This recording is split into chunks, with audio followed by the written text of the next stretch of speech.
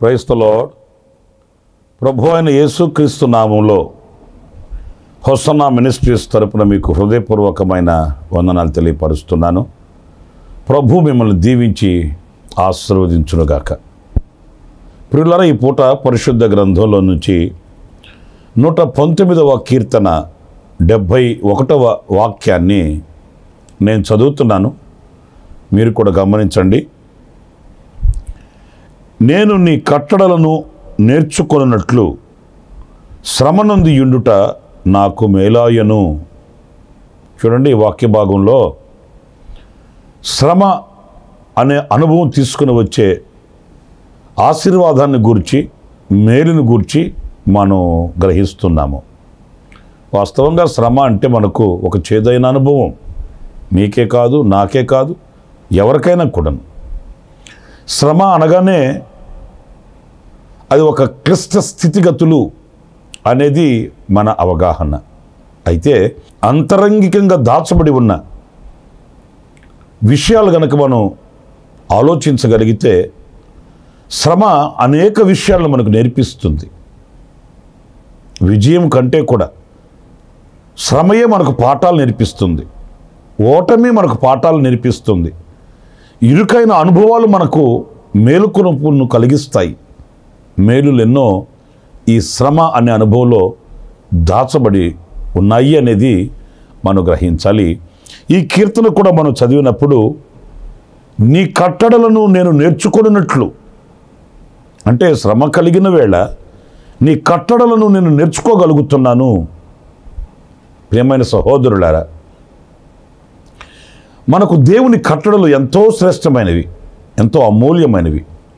అవి లేకపోతే మనం దేవునికి దూరం అయిపోతాము.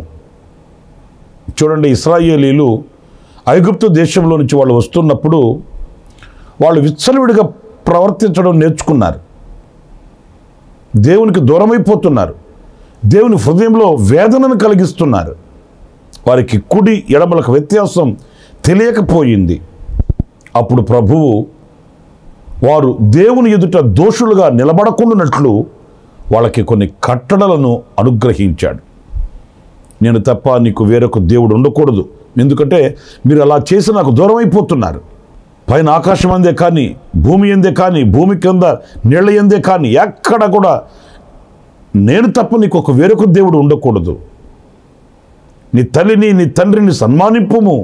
ఇలాంటి కట్టడలను ఆయన అనుగ్రహించాడు. ఎందుకు అనంటే వాళ్ళు ఆయన ఎదుట దోషులుగా నిలబడకుండానట్లు. నా ప్రియమైన సహోదరులారా, మనకు దేవునికి సన్నిహితమైన సంబంధాన్ని కలిగించేవి దేవుని కట్టడలు, దేవుని న్యాయ విధులు, దేవుని ఆజ్ఞలు. ఈ ఆజ్ఞలు, ఈ కట్టడలు, ఈ నిబంధనలు మనం ఎప్పుడు నేర్చుకోగలుగుతామనంటే మనం శ్రమ కలిగినప్పుడే. ఈ శ్రమ మనకు కొన్ని కట్టడలను ప్రత్యక్షపరుస్తుంది. అప్పుడు మనం స్థిరంగా బ్రతకగలుగుతామండి. ఈరోజున నా ప్రియమైన సహోదరులారా, ఈ శ్రమ ఎంత మేలు చేస్తుంది అనేది గ్రహించి ఆ శ్రమ కలిగిన నాడు ఆ పాఠాన్ని మనం నేర్చుకోగలగాలి. అంతేగాని శ్రమ కలిగినప్పుడు పరిశుద్ధ గ్రంథంలో స్పష్టంగా కొన్ని మాటలు రాయబడి ఉన్నాయండి. శ్రమ కలిగినప్పుడు మనం ఎలా ఉండాలి అనేది నేను మీకు కొన్నిటిని మాత్రమే నేను మీతో చెప్తాను. దినవృత్తాంతాల 2వ గ్రంథం 15వ అధ్యాయం 7వ వాక్యం మనం చదివినప్పుడు అందులో మీరు బలహీనులు కాక ధైర్యము వహించుడి, మీ కార్యము సఫలమగును. చూడండి, వాక్య భాగంలో ధైర్యం కలిగి ఉండాలంట. మనకు శ్రమ కలిగినప్పుడు మనం కోల్పోయేది మొట్టమొదట ఈ ధైర్యమేనండి. కానీ వాస్తవంగా శ్రమ కలిగిన నాడు మనం కలిగి ఉండవలసింది ఏంటంటే, ఈ ధైర్యాన్ని మనం కలిగినప్పుడు వాక్యంలో వ్రాయబడి ఉంది, మన కార్యములు సఫలమవుతాయట. కానీ ఈ రోజున అలజడి పాలైపోతున్నాము, మనసు స్థిమితంగా ఉండట్లేదు, కలవరపడిపోతున్నాము, శ్రమ కలగగానే భయభ్రాంతులమైపోతున్నాము, విభ్రాంతితో విసిగిపోతున్నాము, అలసి సొలసి సొక్కిపోతున్నాము, క్రీస్తులో నుండి వైదొలిగిపోతున్నాము. నా ప్రియమైన సహోదరులారా, చాలా సందర్భాలలో మన పరిశుద్ధ గ్రంథంలో చదువుతాము, ధైర్యము వహించుడి, ధైర్యము కలిగి పని జరిగించుడి, భయపడకుడి. ఎన్ని వాక్యాల్లో మనం గమనిస్తామో, ఎన్ని పర్యాయాలు పరిశుద్ధాత్ముడు పరిశుద్ధ గ్రంథంలో ఆ మాటల్ని భయపడకండి భయపడకండి అని వ్రాస్తాడు. మీరు యోబు గ్రంథంలో కూడా తన స్నేహితులు చెప్పిన మాటలు మనం చదువుతాము. శ్రమ కలిగిన నాడు కృంగిన ఎడల నువ్వు చేతగాని వాడు అవుదువు కదా. నిజమే, కృంగడం అనేది బహుభయంకరమైన పరిస్థితి. ధైర్యాన్ని కోల్పోవడం అనేది చాలా హీన స్థితి. మన పితరుల చరిత్రలు మనకు చెప్తాయి, వాళ్ళు నీతిమంతులు గనుక ధైర్యము కలిగి సింహము వలె ఉన్నారు అని వాక్యంలో మనం చదువుతాము. కనుక నా ప్రియ సహోదరులారా, శ్రమ కలిగిన నాడు దానిలోని మేలు మనం పొందుకోవాలి. దానిలో శ్రమల్లో ఉన్న ఆ ఆశీర్వాదాన్ని మనం అందుకోగలగాలి. ఆ మేలు మనం అనుభవించి సాక్షులమై ఉండాలే కానీ అధైర్యపడిపోకూడదు. ధైర్యం కావాలి. దేవుని వాక్యం అంటుంది పలుమార్లు, ధైర్యంగా ఉండు, ధైర్యంగా ఉండు, ధైర్యంగా ఉండు, నీ కార్యములు సఫలమవుతాయి. ఏం జరుగుతుందో, ఏమవుతుందో, ఏమైపోతానో అని అలజడి కలవరం నీకు అవసరం లేదు, ధైర్యముగా ఉండుము అని దేవుని వాక్యం ఈ పూట కూడా మనతో మాట్లాడుతుంది. ఇకపోతే ఈ శ్రమ కలిగిన నాడు మనం ఎలా ఉండాలి అని ఇంకొక మాట కూడా పరిశుద్ధ గ్రంథంలో చదివితే, కీర్తనల గ్రంథం 50వ కీర్తన 15వ చరణాన్ని నేను చదువుతున్నాను. ఆపత్కాలమున నీవు నన్ను గూర్చి మొరపెట్టుము, నేను నిన్ను విడిపించదను. ఇంకా ఇంతకంటే ఏం మాట కావాలండి మనకు? ఆపత్కాలమున కృంగిపోవడం కాదు, శ్రమ కలిగినప్పుడు అలజడి పాలై మనం ఆవేదనలతో పొగసగల కక్కడం కాదు. వాక్యం స్పష్టంగా చెప్తుంది, మీరు నాకు మొరపెట్టండి, ప్రార్థించండి. ప్రార్థనకి మించిందేమీ లేదండి, ప్రార్థన కంటే హెచ్చైనది ఏమీ లేదండి, ఉన్నతమైనది ఏమీ లేదండి. అన్నిటికంటే ఉత్తమమైన ఉన్నతమైనది ప్రార్థన. మన పితరులు చూడండి, సమస్యలు వాళ్ళకి తలెత్తినప్పుడు వాళ్ళు మొరపెట్టారు, గోని పట్టగట్టుకొని బూడిదలో కూర్చొని ప్రార్థించడం ప్రారంభించారండి. అంతకు మించింది ఇంకేముంది మన దగ్గర? అంతకు మించిన ఆయుధం మనకేముంది? ఏమీ లేదు. మనం చేయగలిగితే ఆ ఒక్క పని ప్రార్థన చేయగలిగితే ఏ సమస్య అయినా మబ్బు విడిపోయినట్లుగా విడిపోతుందండి. ఎందుకంటే ప్రార్థనకి మించిన సమస్యలు ఏమీ కూడా లేవు, ప్రార్థనకి మించిన ఇరుకులు ఇబ్బందులు ఏమీ ఉండవు. వాటన్నింటి మీద పై చేయి ప్రార్థనకే. మనం ప్రభువుని అడగగలిగితే, మనం ప్రభువుకు చెప్పుకోగలిగితే, మొర్ర పెట్టుకోగలిగితే, నా ప్రియమైన సహోదరులారా, మన పితరులు రాజుల చరిత్రలో చూడండి, వాళ్ళ శక్తిహీనతలో బలహీనతలలో దేవుని దగ్గరికి వెళ్ళారండి, ప్రార్థన దగ్గరికి వెళ్ళారండి, ప్రార్థించగలిగారండి. మరి మనం ఎవరి దగ్గరికి వెళుతున్నాం? మనం ఎవరి మీద ఆధారపడుతున్నాం? మనం దేనివైపు దృష్టి నిలుపుతున్నాం? మనం దేనివైపు ఆసక్తిని కనపరుస్తున్నాం? ప్రార్థించండి. కుటుంబ సమస్యలా, లేదు సమాజంలో కొన్ని సమస్యలు తలెత్తుతున్నాయా, లేకపోతే వ్యక్తిగతంగా కొన్ని సమస్యలు పొడసూపుతున్నాయా? వీటన్నిటికీ పరిష్కారం ప్రార్థన. ప్రార్థన ప్రభుతో చెప్పుకోవడమే. ఆయన సమస్తం చేయగలిగిన వాడు గనుక ఆయన కార్యసిద్ధి కలుగు చేస్తాడు. కార్యసాధకమగు తన క్రియాశక్తిని బట్టి తన బాహు చాపుతాడు, అద్భుతాలు చూయిస్తాడు. మనం మొరపెట్టుకోగలగాలి. దావీదు ప్రార్థన చేస్తే ప్రభు శక్తిని ఇవ్వలేదా? హిజ్కియా ప్రార్థన చేస్తే ఆయుష్ను అనుగ్రహించలేదా? మనష్షే ప్రార్థన చేస్తే క్షమించి ఆయనకు రాజ్యం ఇవ్వలేదా? యెహోషాపాతు ప్రార్థన చేస్తే దేవుడు సహాయం చేయలేదా? చరిత్రలు ఎన్ని లేవండి. ప్రార్థనే కదా పరిష్కారం. ప్రభుతో చెప్పుకోవడమే కదా పరిష్కారం. ప్రభు సహాయాన్ని పొందుకొని ఆయన శక్తిని అందుకొని మనం ధైర్యంతో ముందుకు వెళ్ళి జయించడమే కదా మనం పొందుకోవలసినటువంటి ఆశ్చర్యకరమైన దీవెన. మరి ఈరోజు మనమేం చేస్తున్నాము? కుటుంబంలో సమస్య కలిగినప్పుడు కుటుంబం అంతయు కూడా కలిసి ప్రార్థించి చూడండి. చిన్నలు, పెద్దలు, వృద్ధులు, యవనులు, కుటుంబీకులు అందరూ కలిసికట్టుగా చెయ్యి కలపండి. సమాజంలో కొన్ని సమస్యలు మనం ఎదురైనప్పుడు సంఘాలు కలిసి ప్రార్థన చేయడం ఎంత శ్రేయస్కరమైన అనుభవం అండి. ప్రార్థన చేయడం మనకు విజయానికి సోపానం. కనుక ఈ శ్రమ కలిగినప్పుడు మనం ప్రార్థన నేర్చుకోవాలి. మనం ప్రార్థన చేయగలగాలి, విజయాన్ని చూడగలగాలి. అంతేగాని కృంగిపోతే ప్రయోజనం ఏంటి? కృంగిపోయి అధైర్యపడిపోయి నిరసలిపోతే దానివలన ప్రయోజనం కలుగుతుందా? లేదు కదా. కృంగుదల ఎలాంటి విజయాన్ని ఇవ్వదు. కృంగుదల ఎలాంటి పరిష్కారాన్ని చూపించదు. కృంగుదల మనకు ఎలాంటి మార్గాన్ని చూపించదు. ప్రార్థన చూపిస్తుంది. కనుక ఆ ప్రార్థనని చేపడదాం. ఇక మూడవదిగా చూస్తే రోమపత్రికలో పరిశుద్ధులైన పౌలు శ్రేష్టమైన మాట రాశాడు. 5వ అధ్యాయం 4వ వాక్యాన్ని మనం చదివినప్పుడు అక్కడ శ్రమల యందును అతిశయపడుదుము. ఇక్కడ చూడండి, దైవజనుడు పౌలు చెప్తాడు, శ్రమ కలిగినప్పుడట అతిశయించాలట. అంటే ఒక్క మాటలో చెప్పాలంటే వాటిని మనం ఘనతగా భావించాలి. శ్రమలు ఘనత.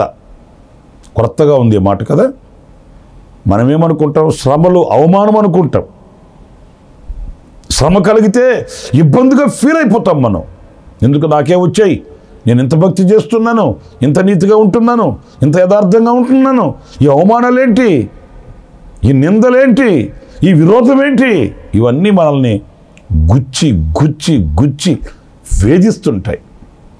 కానీ పౌలేమో ఇక్కడ మీరు అతిశయించండి అంటాడు, వాటిని ఘనతగా ఎంచుకోండి అంటాడు. శ్రమ కలిగినప్పుడు మహిమాస్వరూపి యొక్క ఆత్మ మన మీద నిలుస్తుందట. ఈ శ్రమలు మనం అనుభవించిన వారమైతే మెప్పు, మహిమ, ఘనత మనకు కలుగుతుందట. ఈ శ్రమల వలన ప్రతిఫలం కలుగుతుందట. మరి ఇది ఘనత కదా. దేవుని మూలముగా మనకు ప్రతిఫలం వచ్చినప్పుడు అది ఘనత కాదా? దేవుని మూలముగా మనకు మెప్పు కలిగినప్పుడు అది ఘనత కాదా? నా ప్రియమైన సహోదరులారా, మనం దూరదృష్టి కలిగి ఆలోచించాలి. ఆత్మీయులమై మనం గ్రహించాలి. పైనున్న వాటిల్ని మనం వెతకాలి. అంతేగాని మనల గురించి ఎవరో ఏదో అనుకుంటున్నారని వాళ్ళు మనల గురించి అనుకోకూడదట. మనల గురించి ఎవరో గుసగుసలాడుకుంటున్నారని అసలు నన్ను గురించి వాళ్ళు ఎందుకు గుసగుసలాడుకోవాలి? గుసగుసలాడుకోనివ్వండి. ఇప్పుడు ఏమైంది? విరోధంగా మాట్లాడుకోనివ్వండి. మనకేంటి? మనకు వాళ్ళు మాట్లాడుకుంటేనే కదా, అవి మనం భరిస్తేనే కదా ప్రతిఫలం వచ్చేది దేవుని దగ్గర నుంచి. ఎవ్వరు మన గురించి ఏమనుకోకుండా, ఎవరు మనల్ని గురించి చెడుగా అనుకోకుండా, ఏ కష్టం మనకు రాకుండా, ఏ బాధ మనం పడకుండా, నాయన ప్రతిఫలం ఇవ్వవా అంటే దేనికి నాయన నీకు ప్రతిఫలం? ఏమనుభవించావని, ఏం కష్టపడ్డావని, ఏం శ్రమ పడ్డావని అని అడిగాడు అనుకోండి, దానికి మన సమాధానం ఏంటి? శ్రమపడిన మోషేకి ఉంది ప్రతిఫలం, శ్రమపడిన స్టెఫనుకు ఉంది ప్రతిఫలం, శ్రమపడిన యెహోషువకు ఉంది ప్రతిఫలం. మరి శ్రమపడిన వాళ్ళకు ఉంది ప్రతిఫలం. శ్రమయే పడకుండా, నిందలే అనుభవించకుండా, లేకపోతే ఏమి కష్టమే లేకుండా బ్రతికి నాకు ప్రతిఫలం కావాలయ్యా అంటే తప్పు. అలాగని లేనిపోని సమస్యలు తీసుకొని వచ్చి నెత్తి మీద పెట్టుకోమని కాదు నేను చెప్పేది. ఆయా సందర్భాలలో మనకు ఎదురయ్యే ఈ శ్రమ అనుభవాన్ని మనం సంతోషంగా అనుభవించాలి, ఘనతగా భావించాలి. ఇది దేవుడు నాకు ఇచ్చిన ఘనత, అంతే. నా దేవుని కొరకు నేను నిలబడాలి, నా దేవుని కొరకు నేను ప్రయాసపడాలి, నా దేవుని కొరకు నేను ముందుకు సాగాలన్న స్థైర్యముతో మనం ఆనందించాలి, అతిశయించాలని పరిశుద్ధుడైన పౌలు చెప్తున్నాడు. అపోస్తుల కార్యాల గ్రంథంలో మనం చదువుతాము, మన పితరులను వాళ్ళు గద్దించి, వాళ్ళని హెచ్చరించి, వాళ్ళని సమాజం ఎదుట అవమానపరిచినప్పుడు క్రీస్తు నిమిత్తం శ్రమ పొందుట మనకు మంచిది, దానికి మనం తగిన వారము అని వాళ్ళు ఆనందించారంట. మేము పరిశుద్ధులైన క్రీస్తుని ఆరాధిస్తున్నాము, పరిశుద్ధులైన ప్రభువుని సేవిస్తున్నాము, ఆయనని ప్రకటిస్తున్నాము, మేము చేసిన తప్పేంటి అని వాళ్ళు నోటుకొచ్చిన మాటలు మాట్లాడలేదండి. మనము ఈ శ్రమలు అనుభవించుటకు ఎన్నదగిన వారమయ్యా. మనకు గాక ఎవరికి వస్తాయి ఏంటి? పవిత్రంగా జీవించాలనుకున్న వానికే కదా కష్టం అనిపించేది, కష్టాలు వచ్చేది. పవిత్రత వద్దనుకుంటే కష్టమేముంది? ఇంకా ఏది తినాలో అది తినచ్చు, ఎక్కడ తిరగాలి అక్కడ తిరగచ్చు, ఎక్కడ ఉండాలని అక్కడ ఉండొచ్చు, ఏం చేయాలని అది చేయొచ్చు. కష్టమేముంది? అవన్నీ వద్దనుకుని నిలబడమే కదా కష్టం, దానికే కదా ప్రతిఫలం. ఇవన్నీ మనం లోతైన అనుభవాలలో భావించాలి, అలా అనుసరించాలి, దీవించబడాలి. నేను 3 విషయాలు చెబుతూ వచ్చాను. శ్రమ మనకు నేర్పుతుంది కొన్ని పాఠాలు, అది మనకు మేలు. ఈ శ్రమ దినమున మనం ధైర్యంగా ఉండాలి, ఈ శ్రమ దినమున మనం మొరపెట్టాలి, ఈ శ్రమ దినమున ఈ శ్రమ మనం ఘనతగా ఎంచుకోవాలి. అప్పుడే పాఠాలు నేర్చుకోగలుగుతాం. ఆయన నిబంధనలను, నియమములను, ఆయన కట్టడలను మనం నేర్చుకోగలుగుతాము, దేవుని దగ్గర బహుమానాన్ని పొందుకోగలుగుతాము. అలాంటి కృప నా దేవుడు మనందరికీ అనుగ్రహించుడుగాక. తలలు వంచండి, చిన్న ప్రార్థన. జీవాధిపతి అయిన ప్రభువా, మీకు వందనాలనైనా. శ్రమ మాకు చేదుగా మేము ఎంచుకున్నాము, కానీ అందులో ఉన్న తీపి జ్ఞాపకాలు ఎలాంటివో ఈనాడు మేము ధ్యానించగలిగాము. శ్రమ కలిగిన నాడు మేము నీ కట్టడలను నేర్చుకుని, నీ కట్టడల వలన మీకు సమీపస్థులమై మీతో హత్తుకొని మేము బ్రతకడానికి కృప చూపించమని వేడుకొనుచున్నాను. శ్రమ కలిగిన నాడు ధైర్యం కలిగి ఉండాలని, మీకు మొరపెట్టుకోవాలని, అది ఘనతాస్పదంగా ఎంచుకోవాలని మీ లేఖనాల నుంచి మేము నేర్చుకున్నాం. ఆ రీతిగా మేము అడుగులు వేయడానికి మాకు శక్తిని, ఓర్పును, నేర్పును, సహనాన్ని మీరు అనుగ్రహించి నడిపించమని మమ్మల్ని మీ చేతులకు సమర్పించుకుంటూ, ఈ మాటలు వినిన ఒక్కొక్కరిని దృఢపరిచి, ధైర్యపరిచి, సహనాన్ని, సంతోషాన్ని ప్రసాదించి నడిపించమని యేసు నామములో ప్రార్థించి వేడుకొనుచున్నాను తండ్రి. ఆమేన్, ఆమేన్. ప్రభు మిమ్మల్ని ఆశీర్వదించి దీవించునుగాక. విశేషమైన కృప ఈ దినమంతా నా దేవుడు మీకు సమృద్ధిగా అనుగ్రహించునుగాక.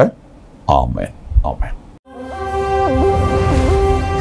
ప్రతి దినము ఈ అనుదిన కృపాను సందేశాల కొరకు, ఇంకా మరిన్ని ఆత్మ సంబంధమైన సందేశాల కొరకు ఈ మా యూట్యూబ్ ఛానల్ ని సబ్స్క్రైబ్ చేసుకోండి.